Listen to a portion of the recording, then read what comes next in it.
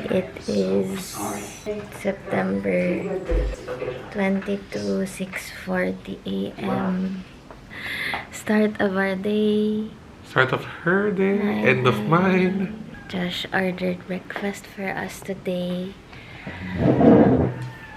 Para may energy later chumika.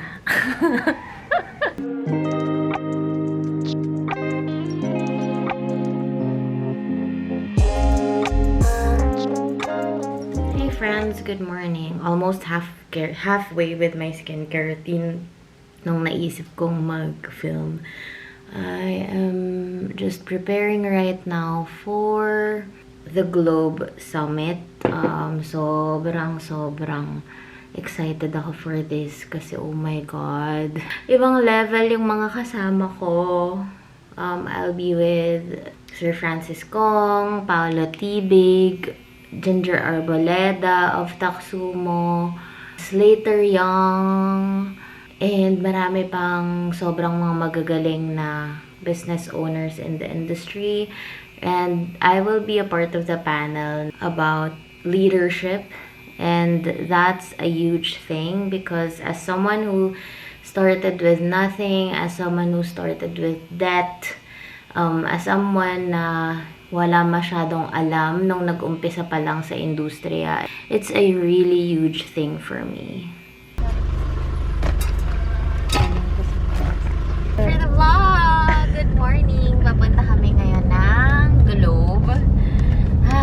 Excited na ako. And as someone who wants everything to be efficient, get ready with me in the car. Charot. Ayun. So, dito tayo magme-makeup. Pakita mo naman ang outfit mo for today, Madam. Ako pala. May konting slit. May slit tayo for today. So, ito ang ating makeup kit. Yun na.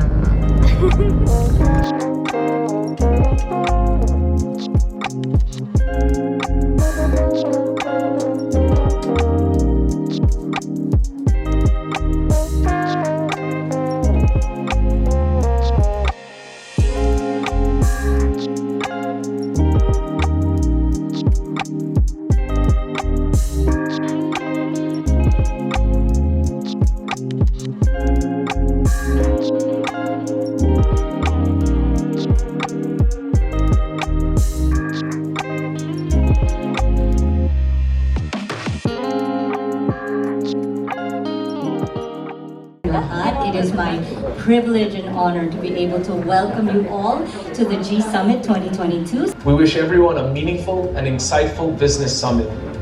Welcome to the G Summit. So, madami pa po tayong patututunan today, but before we move on, I have an entrepreneur, actor.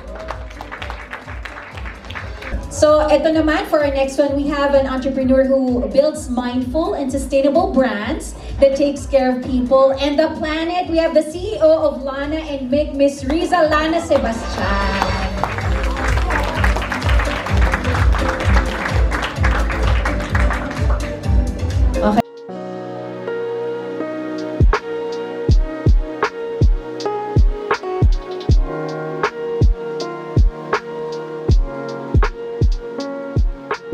There are always going to be a lot of challenges. Paminsan may pandemic, paminsan may recession. But I believe that's just part of the cycle of life and business in general. What are your thoughts on this? I really prefer the work environment now because it has opened up an awareness and acceptance of how we should really value and take care of our mental health.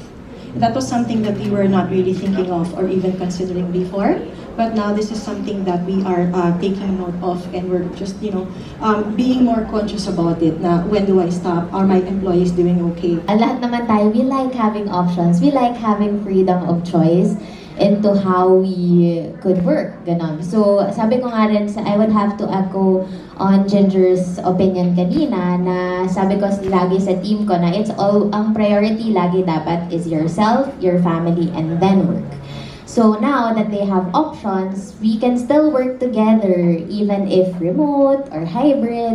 Hustle culture is a requirement to survive in today's economy. We'll start with Francis.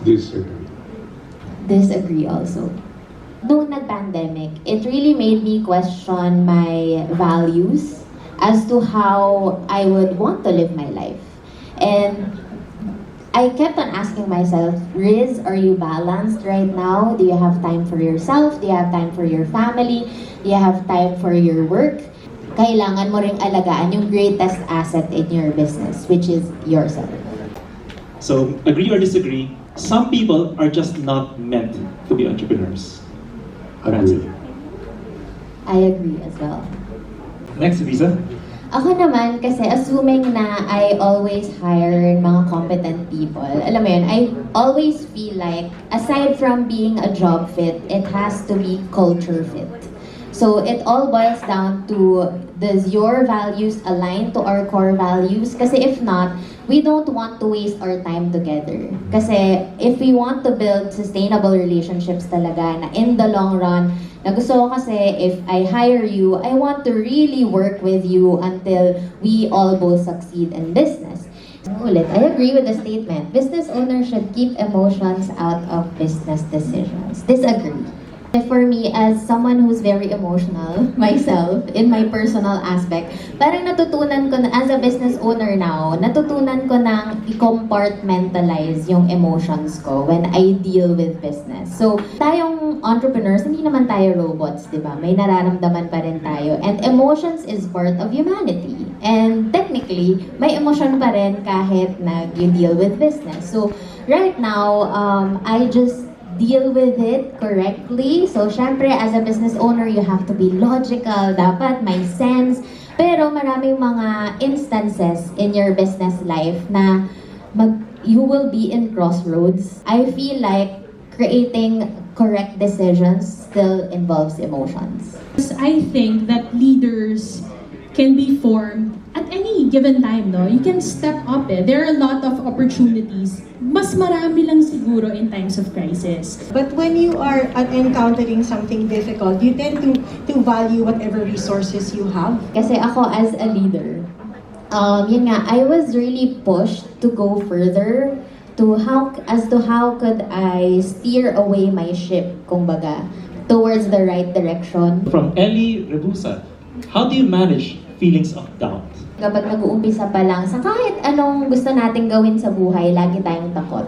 I'm sure maraming nakaka-relate dito. And people always ask me, Riz, sobrang aggressive mo with business. Di ka ba natatakot? Riz, kung ano-anong hobbies ginagawa mo, hindi ka ba natatakot? Paano mo minamanage yung takot mo? And then I always tell them na, wala, takot lang ako lagi. I just do things scared all the time. So thank you so much. Thank you to all of our panelists. And thank you to our extraordinary panelists and our extraordinary moderators, Sir Bernie. I'd like to request...